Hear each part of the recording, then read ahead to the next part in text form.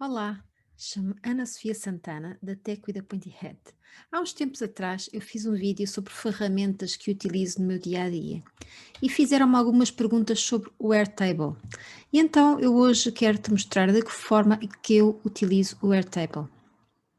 E então para isso vou partilhar o meu ecrã. Isto é a página inicial do Airtable. O Airtable funciona à base daquilo que eles chamam workspaces. E dentro dos workspaces, onde nós podemos agrupar as bases, que são no fundo as bases de dados, por temas. Eu tenho estes três workspaces criados. Tenho um com o nome do Tech with a Pointy Head, tenho outro mais virado só para a parte do SEO e tenho outro para os workshops e terapias. Um, Cada uma, no fundo, os workspaces são formas de organizar as nossas bases de dados, são por temas, e no meu caso, tu tenho estes, tu podes ter aqueles que quiseres. E portanto, temos aqui os workspaces e temos as bases de dados. Uma das primeiras formas que eu comecei a utilizar esta aplicação, esta ferramenta, foi com questionários, isto é, eu tenho forma de criar questionários, e os questionários, como vês, são tabelas. Eu tenho aqui os campos da tabela e tenho as entradas que as pessoas escreveram no questionário, mas depois tenho várias vistas. E temos aqui uma vista que é a vista que aparece às pessoas, que é uma vista de formulário. Esta vista aqui, nós temos aqui vários tipos de vistas, temos a vista em grid, que é uma tabela, no fundo, como se fosse uma base de dados, a vista do formulário em que aparece como se fosse um formulário, no entanto, cada campo que aparece aqui está ligado ao campo específico da base de dados. Temos em vista de calendário, se por acaso tivermos datas associadas a cada entrada.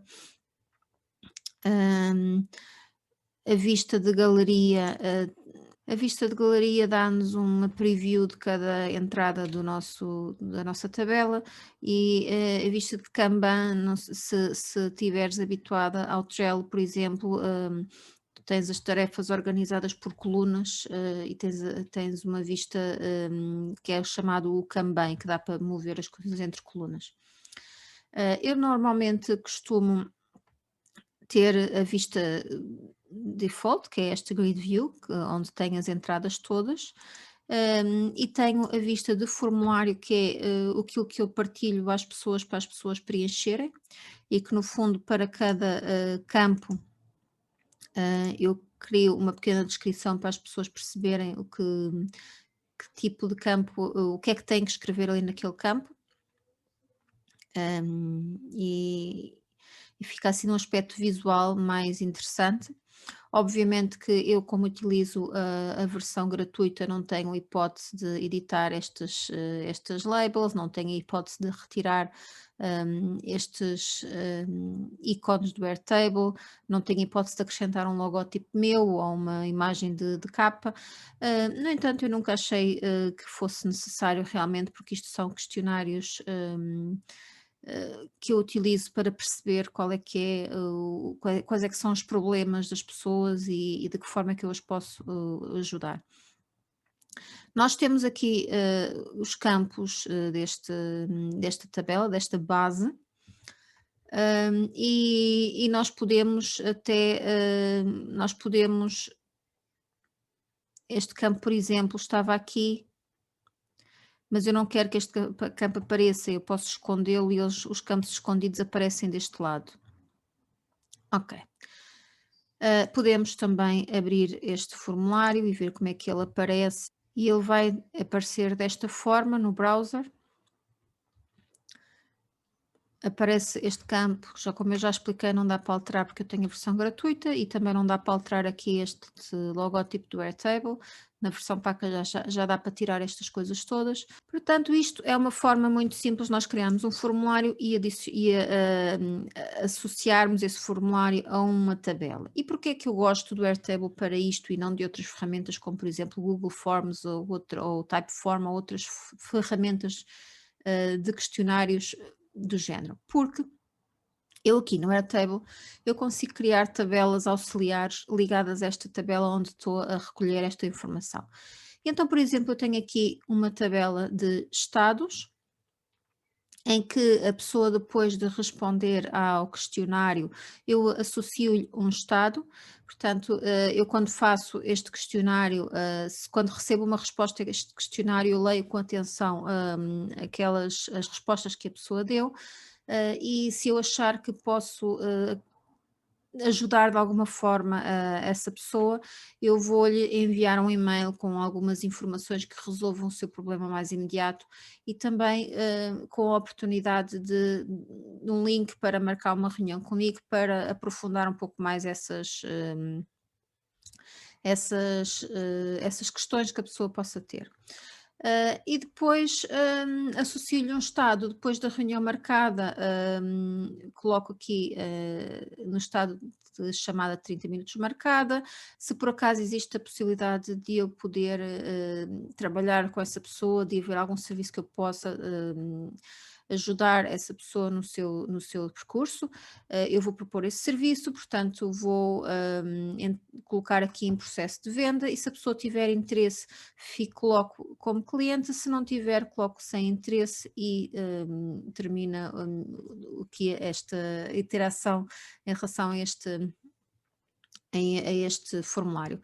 Tenho também esta view de email marketing, que no fundo, quando as pessoas preencheram aqui este formulário, uma das últimas perguntas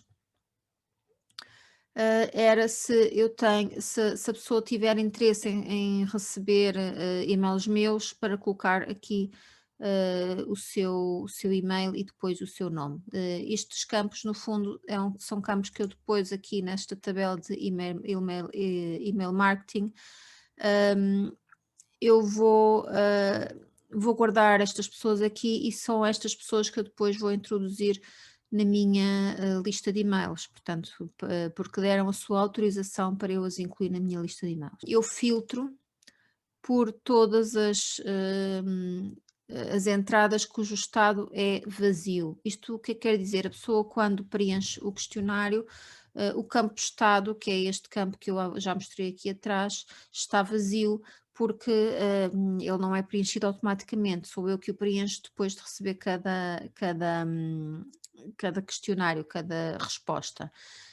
E, portanto, quando está vazio, quer dizer que a pessoa preencheu e eu ainda não fiz nada sobre aquela entrada, portanto, ainda não criei ainda não enviei nenhum e-mail, ainda não entrei em contato com a pessoa, portanto, ou ainda não processei aquela informação para eu depois poder fazer alguma coisa com ela. Neste momento não tenho aqui nenhuma entrada pendente de resposta, no entanto, se entrasse, apareceria aqui com uma pequena preview daquilo que a pessoa tinha respondido. Tenho também aqui a tabela de testemunhos, que no fundo é uma tabela onde eu também tenho um formulário onde as pessoas escrevem os seus testemunhos em relação aos serviços que eu lhes prestei.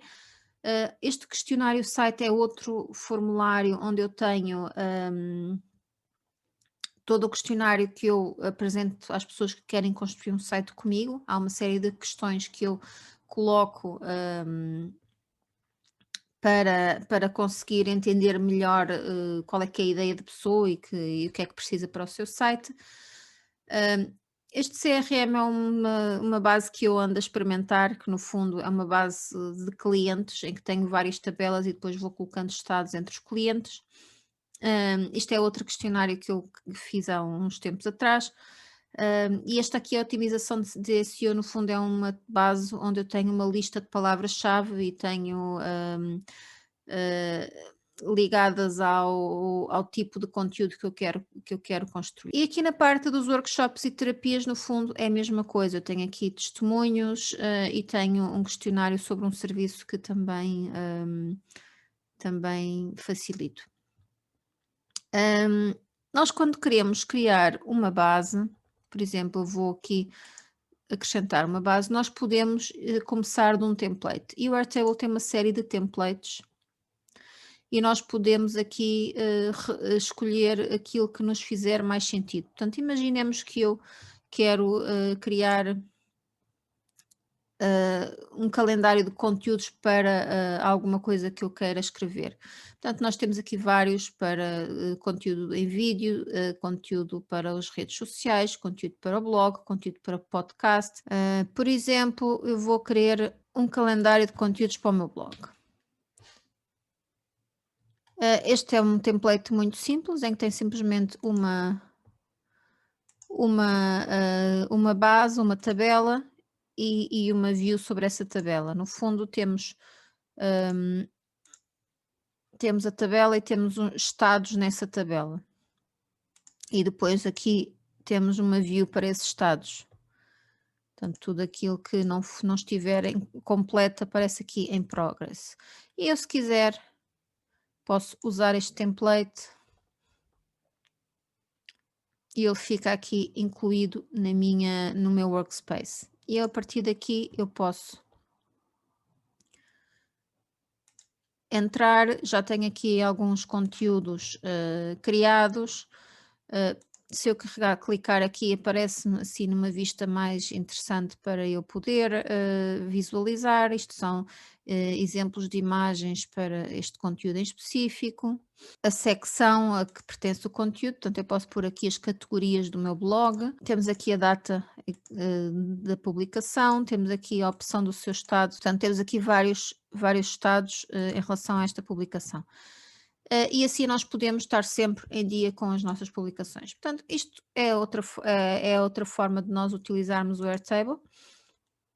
Eu neste momento não estou a utilizar o Airtable como calendário editorial, no entanto poderia perfeitamente usá-lo e quem sabe no futuro não experimento utilizar o Airtable como esse propósito. E o Airtable tem também aqui nesta zona uma parte para explicar como é que isto tudo funciona, tem guias e tem uma série de formas de explicar como é que isto funciona. É uma ferramenta que é bastante poderosa, eu não a utilizo ainda na sua totalidade, tenho estado a experimentar várias ferramentas para várias coisas. Eu gosto de experimentar ferramentas diferentes e às vezes acabo por ter muitas em utilização ao mesmo tempo. No entanto, há coisas que eu já fiquei fã do Airtable e que já não vou voltar a outras ferramentas, pelo menos tão cedo. Obviamente que estas coisas vão sempre mudando com o tempo. E diz-me se ficaste com algumas dúvidas sobre o Airtable. Diz-me se gostas desta aplicação, se costumas usar no teu dia a dia. Se gostaste deste vídeo, clica no like. Não te esqueças de subscrever o canal e carregar no sino para receber as notificações. Amanhã volto com outro vídeo. Até amanhã.